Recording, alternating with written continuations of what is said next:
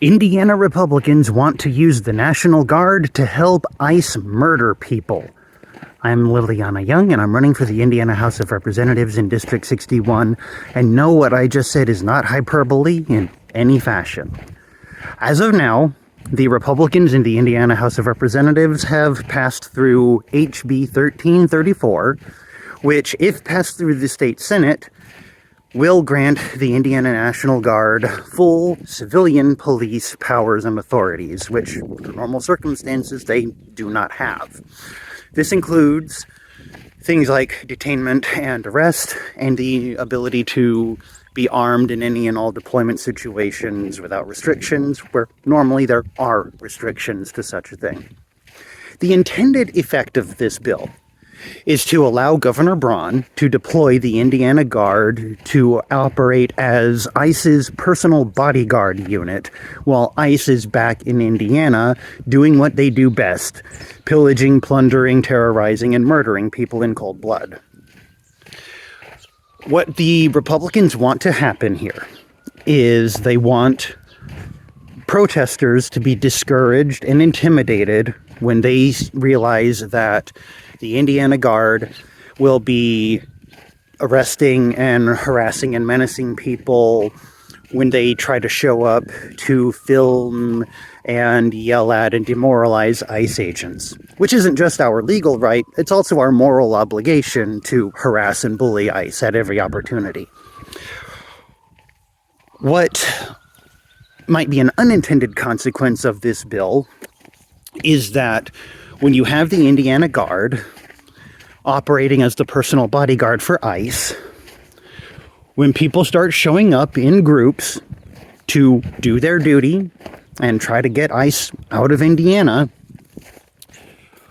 ICE is going to do what ICE does.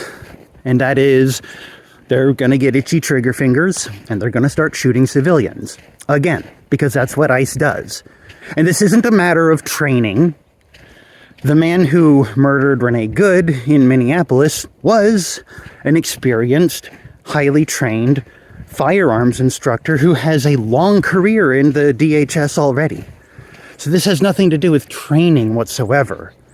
This is a matter of you give people full authority and power with no oversight, no regulation, and you just let them free onto communities to do whatever they want. And yeah, they're gonna act like not just Gestapo, they're modern day slave patrols rounding up brown people for no reason other than to disappear some, rape and beat others, and send many more to detention camps and work camps to be slaves. So when ICE does what they do, and they open fire on civilians again, you're now also going to have National Guard troops who will very likely also open fire on civilians, because this is what happens when you have these highly tense situations. Once one person starts shooting, other people are almost inevitably going to join in and start shooting too. So now we have two different paramilitary groups operating in tandem, firing on civilians. And what may also be an unintended consequence of this bill is the fact that here in Indiana, gun culture is pretty similar to that of states like Texas. Everybody in Indiana already has a gun. The brown people in Indiana have guns. The queers in Indiana have guns. The liberals and the socialists in Indiana have guns. Gun culture in Indiana is not limited just to white Christian conservatives. And so, when we already know that the anti-ICE sentiment in America has reached the fever pitch that it has, and people are now rapidly losing their patience, and people are rapidly losing their interest in being disciplined and restrained, do you really believe that when ICE and National Guard start opening fire on civilians in Indiana, that the civilians are not likely to shoot back now? I don't know. I mean, I don't want shooting wars in my state. That's the last thing that I want to happen, but it is actually what I believe to be incredibly likely. And this is all going to be a result of this horrific bill that allows Governor Braun even more excessive power than he already has been granted by the state Republicans. And this just makes the entire ICE situation unfolding in America that much worse. So, what can we do about this bill? Well, as of right now, it is headed to the state Senate. It is not up for open committee readings yet, which means that we still have at least a few days where we can call, email, and fax our state senators to put pressure on them to vote against this bill. We need to do this as much as possible. And in fact, I would encourage everybody out there to just start showing up to the Capitol building to ask or demand to see a state senator. Could be the state senator from your immediate district, could be any state senator. Honestly, it doesn't really matter. But if a lot of us start showing up at the Capitol building unannounced in groups just demanding to see state senators to talk to them about this bill, eventually somebody might start getting through and actually being able to talk face to face to these people. That plus, emailing and calling could put some significant pressure on the state Senate Republicans. We also need to keep an eye on when HB 1334 goes up for committee reading on the state Senate side. And we need to show up in mass.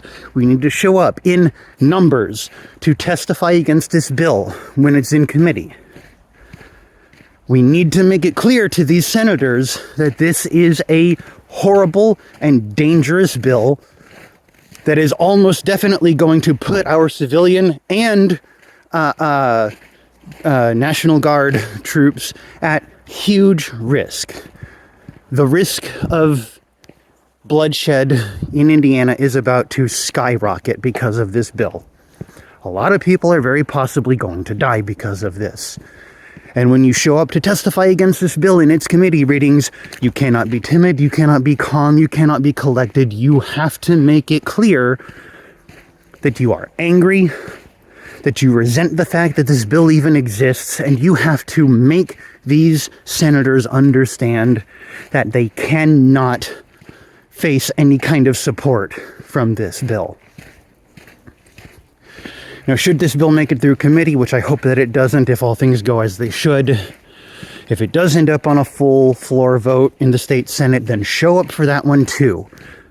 And again, do not be timid, do not be calm, do not be collected. Unleash your fury on these state senators.